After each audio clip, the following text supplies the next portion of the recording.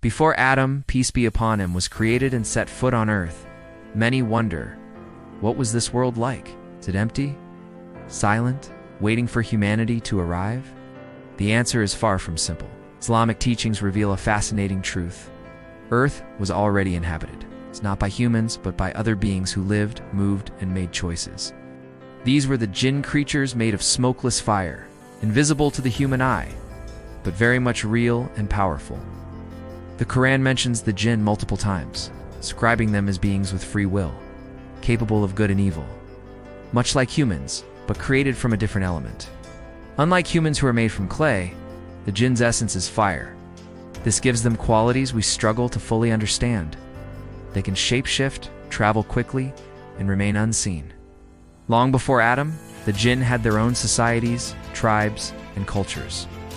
They built communities, experienced joy and hardship, and even had prophets sent to guide them, as jinn were accountable to Allah, tested just like humans.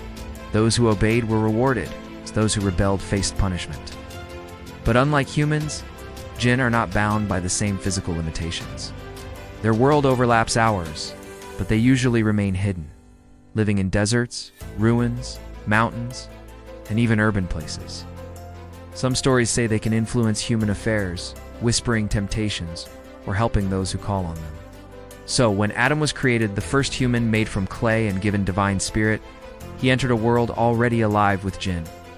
This was a world of unseen beings, a parallel society that existed alongside ours, but remained invisible to human eyes.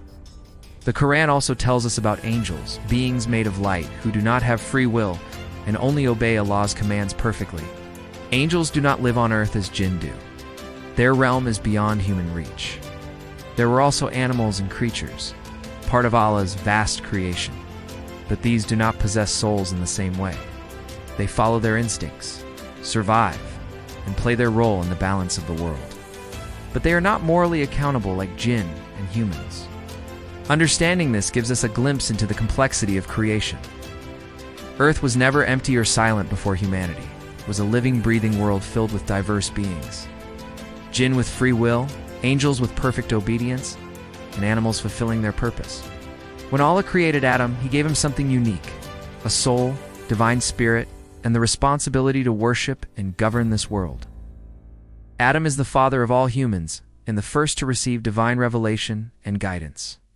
This marks the beginning of human history, but not the beginning of life on earth.